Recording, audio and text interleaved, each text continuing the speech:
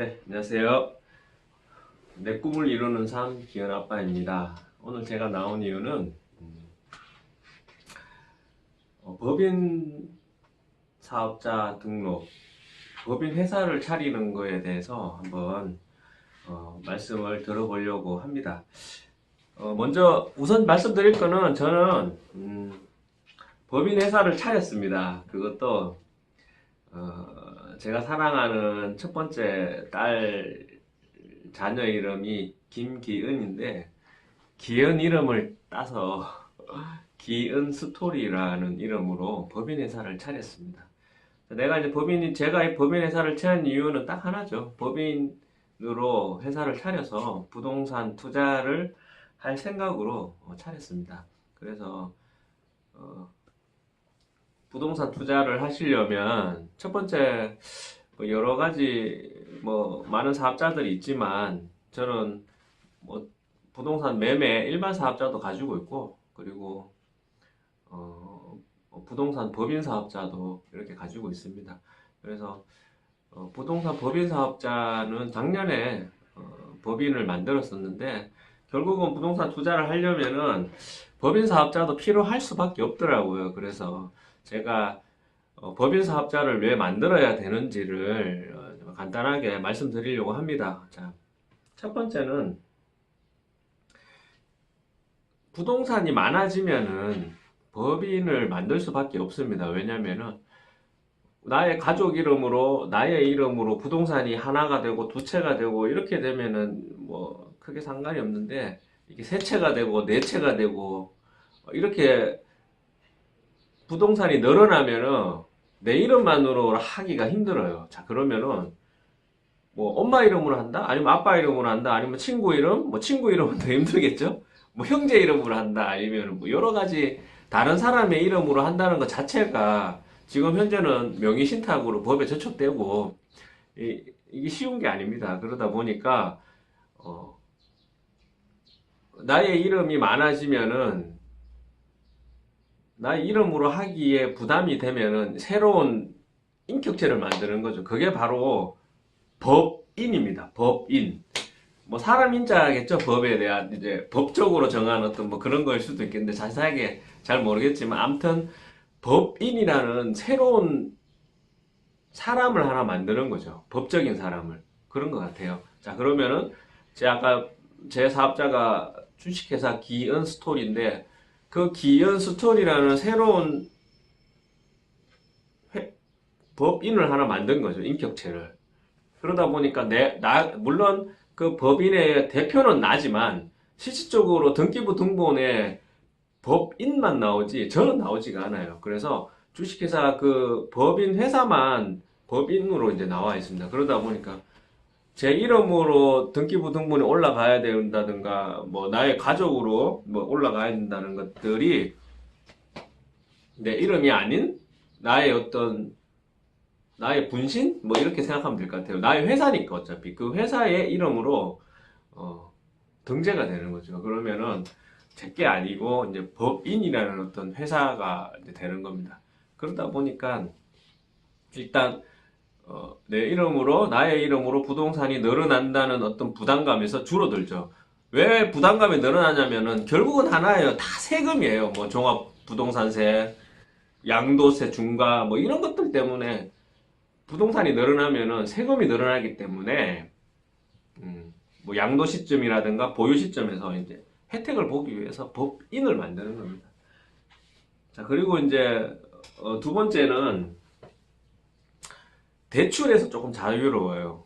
지금 현재의 2019년도 이 시점에는 개인에게는 주택담보대출이 완전 막혀 있습니다. 뭐 심지어 내가 다른 대출이 있다고 하면은 담보대출이 있으면은 이 다른 대출을 말소하지 않는 이상은 다른 데서 대출을 받을 수가 없어요.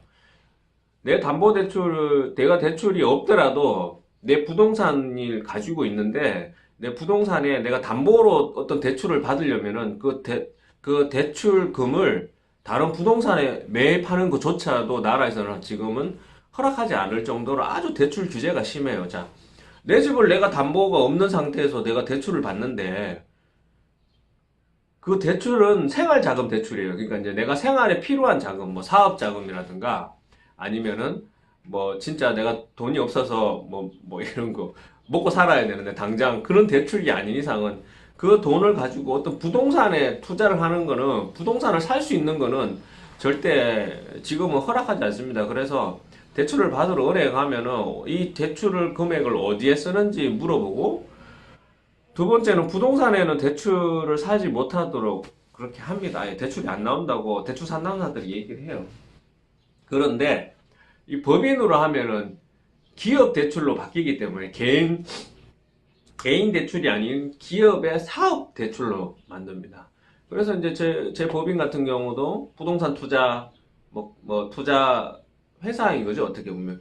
내 회사를 키우려면 부동산 투자가 잘 되어서 부동산이 가치가 높이 되어서 그렇게 해야지 회사가 크는 거니까 오히려 이런 것들은 어떤 사업 대출인 거죠. 그러다 보니까 지금 현재의 대출에서는 어, 그런 현재 대출 규제에서는 상당히 자유로워지고 실질적으로 은행에서는 대출이 개인 대출이 막혀 있다 보니까 오히려 사업 대출을 오히려 더 많이 해주는 편인 것 같더라고. 상당히 관대해졌어요. 왜냐면 은행에서도 대출을 해줘야지만인 자기들이 사업이 은행에서도 소득이 발생하는 거잖아요. 그런데 개인 대출이 막혀 있으니까 결국은 자기들은 사업이 지금은 상당히 힘들 거 아니에요. 은행 입장에서는 대출을 해줘서 이자 수익을 받아야 되는데 그러다 보니까 이런 이제 기업 대출에 더욱더 적극적으로 해주는 것 같아요. 심지어 어, 20 상가 건물을 매수하신 분이 25억짜리를 매수하셨는데 뭐 이것저것 사업 대출 이렇게 근한 자기 돈이 뭐 계약금밖에 안 들어갔을 정도로 계약금에서 뭐 조금 더 들어갔을 정도로 대부분 다 대출을 다 해줄 정도로 은행에서는 지금 상당히 사업 대출은 좀 상당히 관대하게 이렇게 해주는 것 같습니다. 음. 그리고 양도세로 넘어갈게요. 세금, 아까 제가 말씀드렸다시피 이 세금 때문에 우리가 법인을 만드는데 세금을 절세를 상당히 할 수 있어요. 지금 만약에 오늘 제가 집을 사서 서울에 집을 사서 뭐 한 1년 있다가 판다든가 아니면 당장 뒤돌아서서 집을 판다면은 그 양도 차익이 1년 미만인 같은 경우는 주택은 40%를 냅니다. 그러면 실적으로 예를 들어서 뭐 1,000만 원의 양도 차익이 생겼다면은 내가 400만 원의 세금을 내야 돼요. 근데 법인으로 하면은 법인세로 이제 분류가 돼요. 양도세가 아니라 법인의 이제 사업 소득에 대한 세금을 내는 거죠. 그러니까 실적으로 법인세는 10%거든요. 100억 미만의 매출 소득이 있으면은. 근데 이제 부동산을 사고 팔 경우에는 법인도 이제 중과로 이제 플러스 10%가 있어요. 그렇지만 내가 개인으로 제 이름으로 사고 팔았다. 서울 지역에 아니면 서울 외든 사자마자 1,000만 원의 어떤 양도 차익을 두고 팔았다 그러면 나라에다가 400만 원을 내야 되는데 법인 같은 경우는 10% 100만 원 플러스 중과 10%가 있으니까 부동산인 경우 20%의 세금을 내면 돼요. 그러면은 실질적으로 법인으로 내가 사자마자 바로 1,000만 원의 차익을 두고 매매를 하면은 세금을 200만 원만 내면 됩니다. 그러니까 상당히 양도 차익이 많이 되죠. 자, 그러면은 당장 사고 안 팔고 1년이 지난 후에라고 생각을 해볼 거예요. 자, 1년이 저는 다주택자예요. 지금 조정 대상 지역 내에 있는 집을 판다 그러면 무조건 플러스 20%의 중과가 붙습니다. 다주택자니까. 자, 그러면은 1년 있다가 양도 차익이 막 15% 생겼어요. 그럼 15% 플러스 중과 20%가 되잖아요. 그러면은 35%의 세금을 내야 됩니다. 1년 있다가 매매를 하더라도. 그러면은 세금이 내가 보유를 했는데도 불구하고 일반 가세는 15%만 내면 되는데 35%를 내야 되니까 세금을 상당히 많이 내는 거죠. 그러다 보니까 부동산 투자는 해야 되고 어떤 뭐 정책적으로 대출 규제가 심해지고 아니면 양도세의 어떤 중과가 심해지니까 결국은 뭐 법인으로 만들어졌다. 그럼 법인으로 하면은 1년 있다가 판매를 하도 20%의 세금만 내면 되니까 법인으로 만들 수밖에 없는 지금 현재는 그런 상황인 것 같아요. 그래서 근데 이제 사실 이 부분이 상당히 민감한 부분인데 상당히 그 법인세에 부동산에 매매할 경우에 10%의 중과가 이게 상당히 예민한 부분이에요. 왜냐면은 이 10%의 중과는 나라에서 언제든지 10%를 20%로 바꿀 수도 있고 뭐 30%도 바꿀 수가 있습니다. 중과를. 예전에도 그 중과가 뭐 20%, 뭐 30%까지 올라간 적, 20%로 바뀐 적도 있다고 저는 알고 있거든요. 그게 언제 시기인지는 잘 모르겠는데 아마 그때도 뭐 지금같이 부동산이 과열기일 것 같아요. 그러다 보니까 법인세 10%에 플러스 10%가 이렇게 법인이 이슈화가 되고 많은 사람들이 세금을 절세하기 위해서 법인을 많이 만들어지고 많이 알려지게 되면은 이것도 나라에서는 왠지 만질 것 같아요. 그래서 조용히 법인 투자를 해야 될 것 같습니다. 그리고 저는 이제 재개발을 좀 많이 전문적으로 하는데 재개발 투자를 그리고 재개발 중개도 전문적으로 하는데 이 재개발에서 이 법인 투자는 정말 필수라고 생각을 합니다. 왜냐면은 재개발 투자하시는 분들이 다들 보면은 아주 선수들이 많이 재개발 투자해요. 왜냐면은 상당히 리스크도 있지만 고수익을 낼 수 있는 투자가 재개발이거든요. 부동산에서. 그러다 보니까 뭐 진짜 단기로 팔고 나오시는 분도 있고 아니면은 뭐 그런 분도 상당히 많고 그리고 이제 뭐 여러 개를 이제 여러 지역에 여러 개를 구입을 많이 하시는 분도 계세요. 어, 근데 이제 지금은 뭐 다주택자들한테 너무 많이 이제 대출 규제도 하고, 그래서 아예 뭐 대출도 안 나오지만 대출 규제도 하고, 여러 가지 많은 규제들을 많이 하잖아요. 그러다 보니까 법인으로 만드는 거예요. 법인으로 만들면, 아까 잠깐 말씀드렸다시피, 대출 규제에서, 좀 피할 수 있는 부분이 있을 거고, 그리고, 재개발, 재건축 같은 경우는 지금 현재는 5년 재당첨 금지가 되어 있어요. 이제 내가 이제 지금 뭐 분양을 받는다. 그러면은 이거는 100% 5년 재당첨, 5년 동안 다른 집을 당첨받을 수 있는 거 없어요. 그러니까 우리가 분양을 할 경우는 5년 재당첨이고, 재건축이나 재개발할 때는 관리처분 인가가 난 시점에 내 이름이 그 조합으로 등재가 되어 있으면 이것도 당첨으로 보는 거예요. 자, 그러면은 지금 뭐 예를 들어서 뭐 이문 4구역이 사업식 인가가 지금 곧 나오고 지금 현재 뭐 관리처분이 났는데 그게 제가 이제 조합원이면은 5년 동안 다른 관리처분이 날 거에 대해서 투자를 못 하는 거예요. 그게 문제가 되는데 이런 여러 가지 문제점들 때문에 어떻게 되냐면은 법인을 만드는 겁니다. 그러니까 A라는 법인을 만들어서 이문 4구역에 투자를 하고 또 다른 B라는 법인을 만들어서 뭐 상계 1구역에 내년에 이제 관리처분 날 것 같은데 내년 말 정도에는 상계 1구역에다가 B라는 또 법인을 만들고 이렇게 만들면은 그리고 뭐 C라는 걸 또 만들어서 뭐 한남 뉴타운 3구역에 요번에 사업식 인가난데 그런 데 하나 만들고 그럼 A, B, C라는 전부 다 다른 인격체니까 실질적으로 주인은 나예요.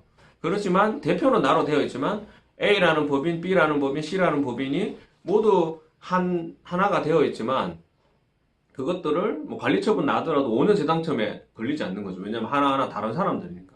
심지어 자 상계 뉴타운 1구역에 내가 A라는 법인을 하나 놓고 B라는 법인을 하나 사고 C라는 법인 다 사는 거예요. 자 그러면은 대표자는 사실 나지만 다 따로따로 하니까 동시에 관리처분이 날 거 아니에요. 3개 1구역에. 그럼에도 다 따로따로 재당첨 금지에는 상관이 없는 거예요. 복수조합 이런 것도 상관도 없고. 예.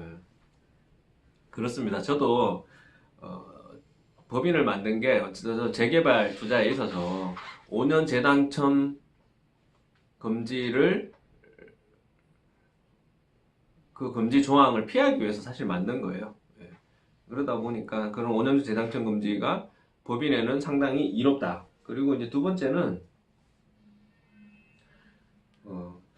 지금은 또 대출이 안 되잖아요. 지금은 특히 뭐 나중에 관리처분이 나고 이주할 때는 이주비 대출이 있을 거고 뭐 중도금 대출이 있을 건데 다주택자들한테는 대출이 상당히 까다롭기 때문에 오히려 법인으로 투자하면은 대출이 또 나옵니다. 대출에서 상당히 자유로워지니까 뭐 중도금 대출이라든가 뭐 아니면 이주비 대출 이런 것들을 또 받을 수가 있어요. 그리고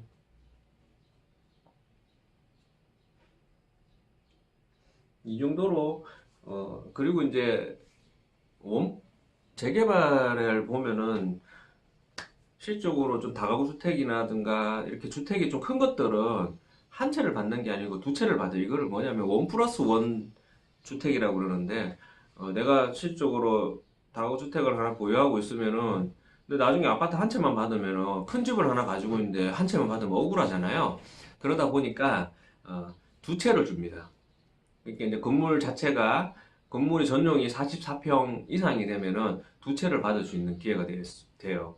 44평 이상이면. 그러면은 뭐 예를 들어서 34평 플러스 25평 하나씩 아니면은 뭐 25평 더하기 25평 아니면 뭐 20평 더하기 20평 20평 더하기 뭐 25평 뭐 이런 식으로 아무튼 두 채를 받는데 한 채는 대신에 이제 3년 동안은 이제 보유를 해 임대를 줘야 돼요. 등기 후 3년 동안 뭐 그런 조항은 원 플러스 원일 때가 다시 말씀드리고 그 원 플러스 원이면은 결국은 한 채가 아니고 두 채가 된 거잖아요.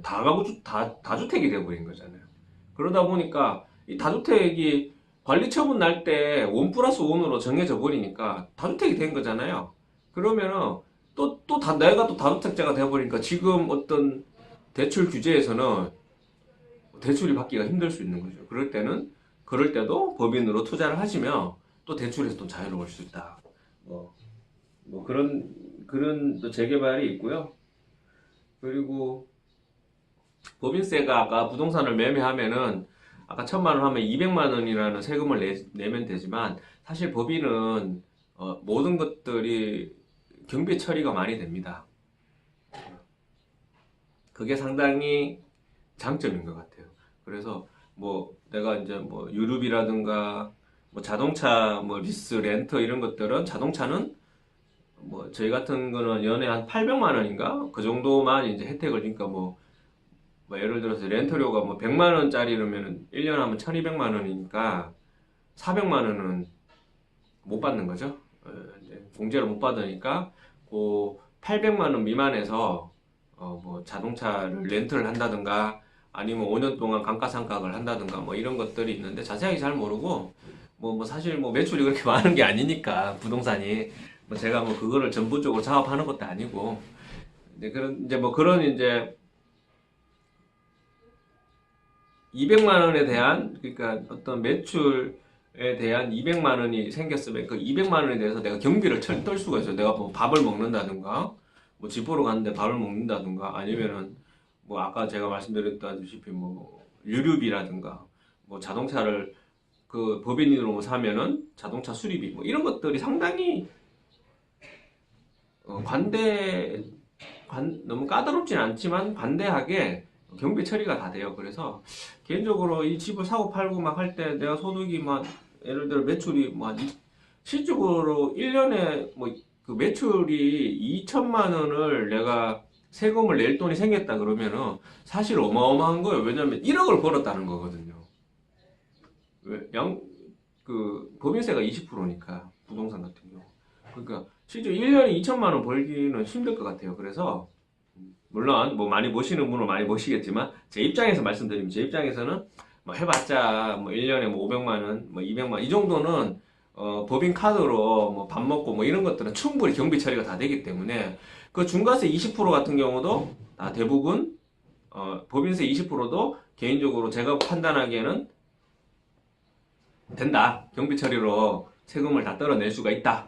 근데 내가 개인으로 샀다면은 40%인데 40% 400만 원은 혼방 전부 다 세금을 내야 된다. 뭐 이런 거죠. 거기다가 정말 중요한 부분인데 내가 법인 대표가 되니까 딱 좋은 게 뭐냐면은 제가 원래는 개인 사업자다 보니까 지역 의료보험이었어요. 지역 의료보험. 지역 의료보험을 정말 많이 냈습니다. 의외로. 뭐 이렇게 뭐 제가 내는 금액을 뭐 얘기하기는 좀 그렇지만 아무튼 정말 많이 냈었는데 제가 소득이 비해 상당히 많이 내서 참 많이 억울했는데 이게 법인으로 바뀌니까 지금 현재는 제가 이제 법인에서 대표로 있지만 법인한테 월급을 받아야 될 거 아니에요. 월급을 좀 작게 책정을 했어요. 어차피 뭐 소득도 없고 지금 현재 그러니까 한 30만 원 책정을 하니까 그 소득에 대해서 그, 그 소득이 나의 수입에 나의 그러니까 이제 월급에 대해서 의료보험료 이런 것들이 몇 프로 나오더라고요. 그래서 의료보험료 뭐 몇만 원 나오고 또 그 국민연금도 몇만 원 나오고 이래서 실적으로 그 나오는 금액은 예전에 의료보험료, 지역 의료보험료 배분보다 상당히 아래에서 내더라. 그래서 너무 좋아요. 근데 이제 법인으로 하면은 이 회사를 관리를 해야 되는 건 있습니다. 가장 큰 관리는 세무서를 선택을 해서 어, 매달 기장을 내야 돼요. 그래서 그분들이 실적으로 세무만 하는 게 아니고 내 회사에 대해서 회계도 좀 같이 좀 도와주시더라고요. 그래서 그분한테만 일정 금액의 기정료를 내면은 기장료 저는 한 10만 원 냅니다. 10만 원에 부가 10% 해가지고 매달 11만 원이 나가는데 그분이 이제 내 회사에 대해서 뭐 이런 여러 가지 것들을 전부 다 부가세 신고라든가 뭐 지금 현재는 매출이 없기 때문에 뭐 자꾸 이제 뭐 경비만 나가고 있는데 그런 것들을 이제 카드 사용하는 것들을 그분이 이제 다 세무사님이 다 정리를 하셔서 부가세 신고해 주시고 뭐 소득세도 신고해 주고 이제 이렇게 하는데 뭐 제가 10만 원을 내더라도 그거조차도 나중에 매출이 생기면은 경비 처리가 될 거고 두 번째는 내가 10만 원을 내더라도 내가 예전에 냈던 지역 의료 보험료보다 훨씬 싸기 때문에 저는 너무 좋아요. 그래서 법인은 의료 보험료가 전략이 된다.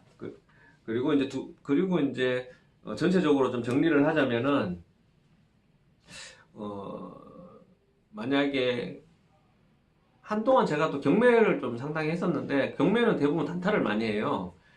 그래서 예전에 매매 사업자를 낸 것도 있었는데 지금은 이제 법인으로 이제 경매를 한다면은 할 것 같아요. 경매는 뭐 명도하고 매매하는 경우도 많으니까 그때는 거의 뭐 40% 세금을 내고 그랬는데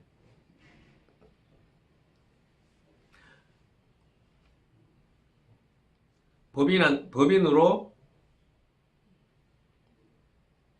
매매를 매수를 해서 매매를 하면은 20%만 세금을 내면은 다 끝나요. 그것도 뭐 경매 보러 가고 뭐 이런 것들 내가 뭐 먹고 쓰고 뭐 이렇게 하는 것들을 뭐 일을 보면서 이제 하는 것들을 이제 다들 하니까 그런 것들이 다 경비 처리가 되고 사업에 대한 이제 경비 처리가 되고 그리고 이제 조정 대상 지역 내에서 이제 물건을 구입할 때도 참 좋은 것 같아요. 이제 다량의 물건을 저도 이제 아까 세금 때문에 그렇잖아요. A라는 법인을 만들고 하나의 집을 사고 또 B라는 법인을 만들고 하나의 집을 사고 뭐 이렇게 A라는 법인으로 뭐 여러 개의 집을 사더라도 이거는 사업소득이기 때문에 중과세가 아니에요. 양도소득세처럼 중과를 받는 게 아니에요. 그냥 법인세로 나가기 때문에 제가 가지고 있는 우리 기현 스토리의 그 별비미로 뭐 몇 가지 주택을 서울 내 조정 대상 지역 내 집을 사더라도 중과세가 없습니다. 그냥 소득세만 내면 돼요. 법인세. 자, 그리고 또 아까 잠깐 말씀드렸다시피 5년 재당첨에 제한되고 뭐 이런 것들이 뭐 법인으로서 하면은 상당히 많은 것들이 있다. 이렇게 오늘 잠깐 법인 사업자에 대해서 잠깐 말씀드려 봤습니다. 여러분 뭐 너무 제가 어수선하게 말씀드린 것 같은데 하나하나 뭐 알아서 다 정리하시고 했으면 좋겠습니다. 감사합니다.